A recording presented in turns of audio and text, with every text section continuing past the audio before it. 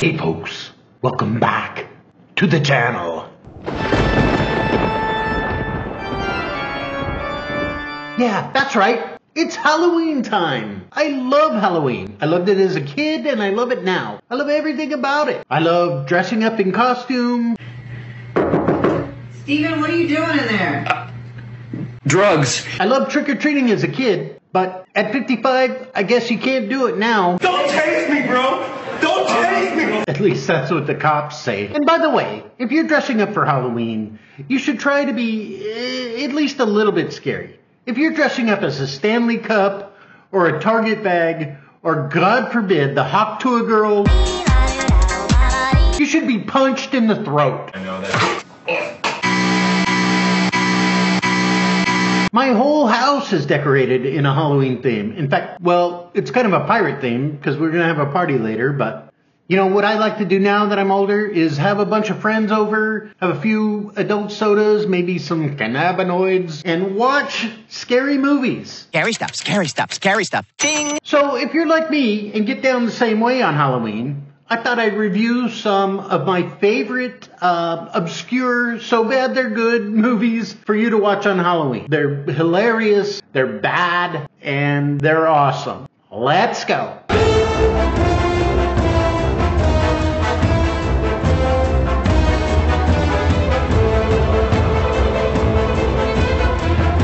Alright, let's start off with a movie for you out there with color phobia. Coulrophobia. A Fear of Clowns. Killer Clowns from Outer Space was a movie that was directed and produced by the Chiodo brothers and distributed by Transworld Entertainment back in 1988. When I thought about it, I realized this movie is 38 years old, which is roughly the age of some of the actors playing teenagers in this movie. And just like any respectable 80s teen movie, they have a studio title song, and it goes hard.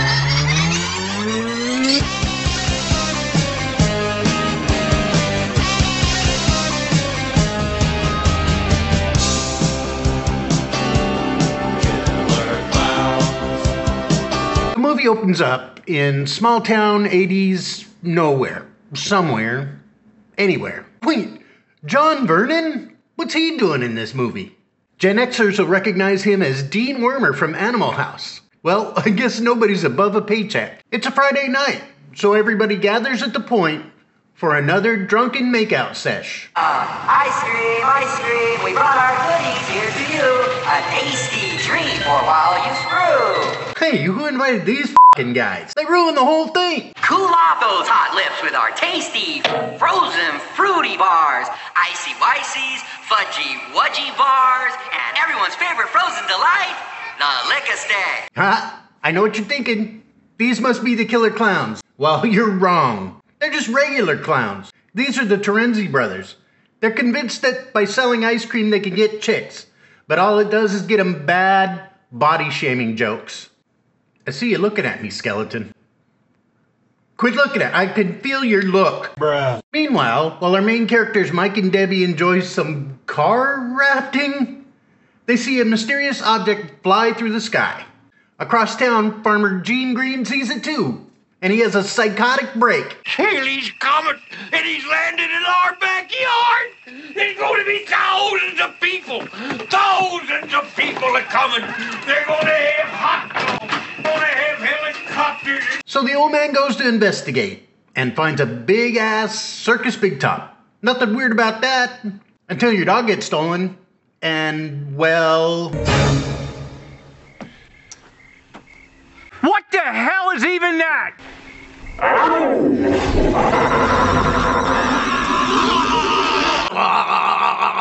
Mike and Debbie go to investigate too.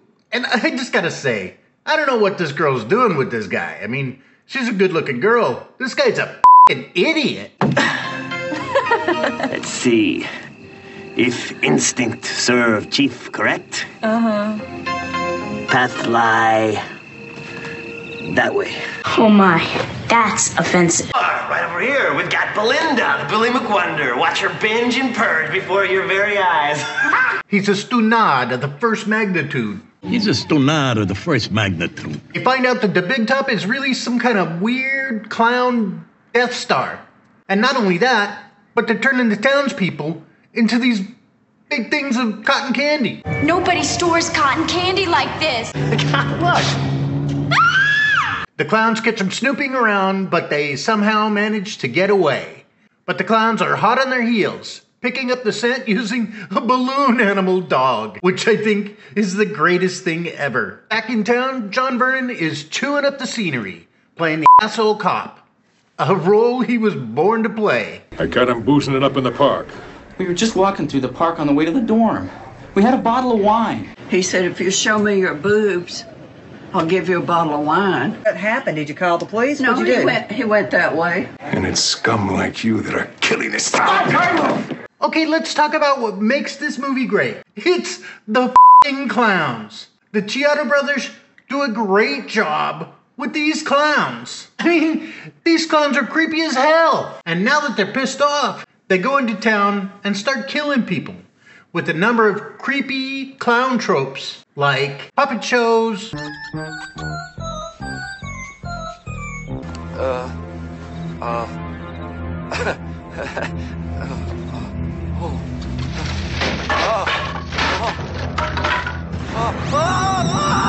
shadow puppets,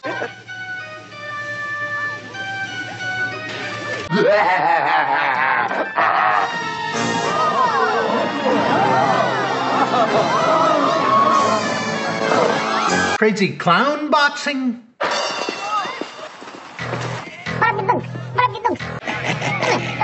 What are you gonna do? Knock my block off? Now, I'm not going to spoil the end, plus I got to get on to the other movies that I want to review, but I'm going to show you my favorite kill scene, which of course is Officer Mooney, John Vernon.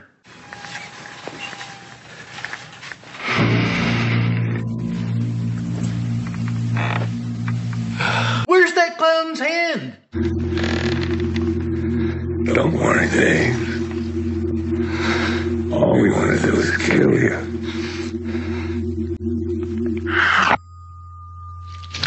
Oh, thank God. Thought it was somewhere else. Killer Clowns is a movie that's definitely in on the joke, and it's a great watch. I recommend it. Have you ever been eating a cookie and thought, oh man, this is delicious.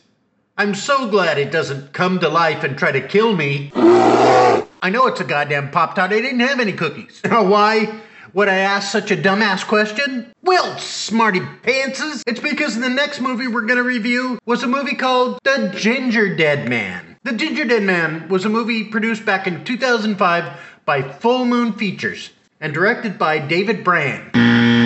Like I said, Charles Band. And it's a movie literally about a gingerbread cookie that comes to life and kills people.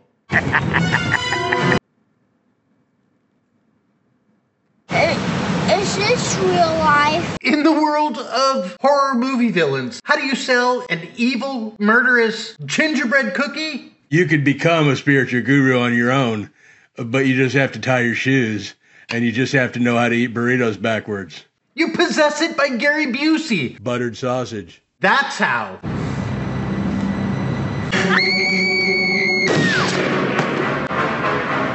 "12 seconds in to the movie before Gary Busey wastes somebody.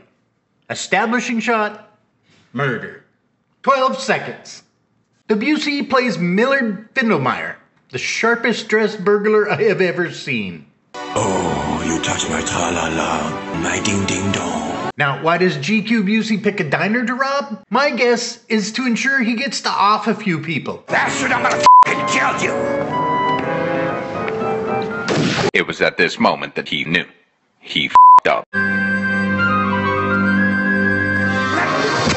2 minutes, 3 bodies. There's somebody in here. I smell something in the air. It smells feminine. Today's topic is 5 tips when dealing with vaginal odor. Hey, I never said I wasn't above the occasional tasteless joke.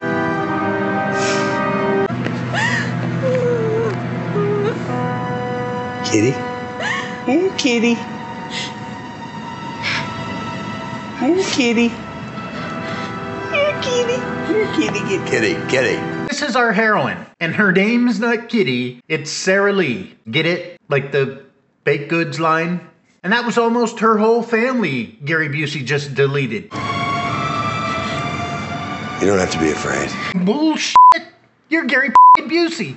Everybody in Hollywood is afraid of you.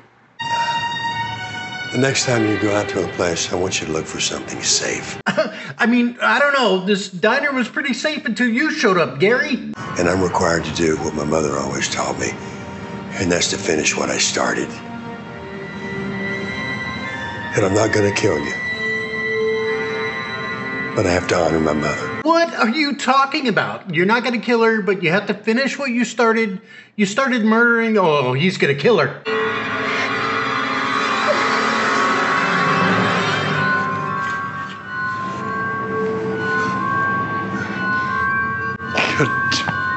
Mother.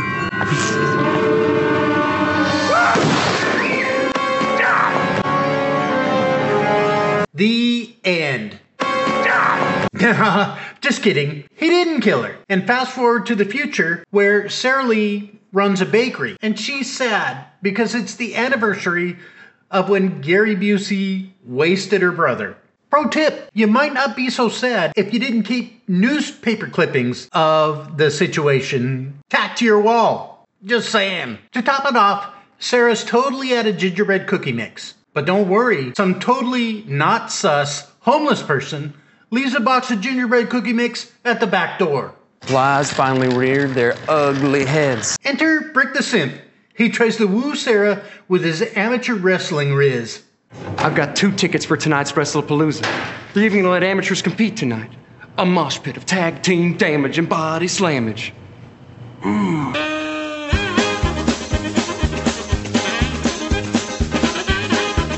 Cool is the other side of the pillow, Brick.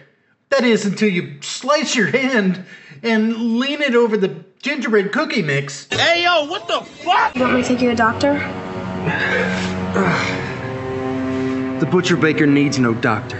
Undocumented bloodborne pathogens. She can't worry about Brick's laceration now. Her drunk mom is outside shooting at the Mexican restaurant across the street. That ought to teach ya. What are you doing? Oh, well, them bastards think they can just come in here and take over, Sarah. It's a Mexican restaurant. How is that competition for a bakery? Also, why wasn't she at the diner with everybody else? She might have got the drop on old Busey. Mother. Just then, the owner of the restaurant, Jimmy Dean, and his daughter Lorna show up. And they offer Sarah $50,000 to buy out the bakery. $50,000 goes a long way at Walmart, Sarah. Because they will... Oh, who cares? She's got to get back to her biohazardous baked goods. Not only that, turns out that homeless person was Gary Busey's mom. And those gingerbread spices were Gary Busey's ashes. It also says here that after they fried him in the chair, they cremated him and sent his ashes to his mother in Coonsboro. How sick is that? That's what they do with ashes. I mean, I'm just saying. Say hi to my brother Rick. Say hi, Rick. And trust me, if you know my brother Rick, he is laughing up in heaven. And he's subscribed. So meanwhile, Sarah takes the bloody Gary Busey ashes gingerbread cookie dough and makes the biggest f***ing gingerbread man I've ever seen. I mean, look at this thing. It's huge. I mean, it's a gingerbread Chewbacca. Well, Chewbacca Busey gingerbread cookie man is baking. Sarah gets into a brawl with Lorna Dean. And it's the lamest excuse for a cat fight that I have ever seen. We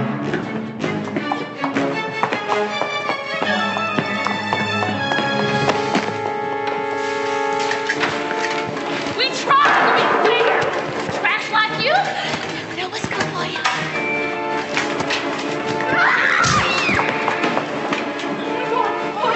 My face! You ever touch my face?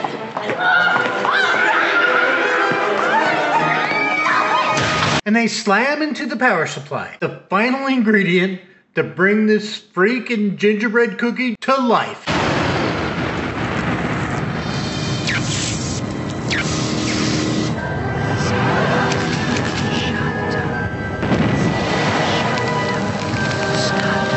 might be saying, so what? What the hell can a gingerbread cookie do? What the hell is that? Well, it sure ain't the Pillsbury f***ing Doughboy. Well, let me tell ya, this gingerbread cookie is a super cookie. It's possessed by Gary Busey, don't forget. Let's talk about buttered sausage. This cookie can wield a knife,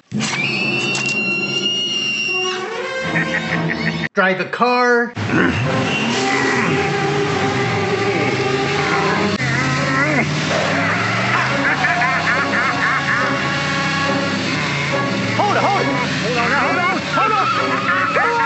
shoot a f***ing gun,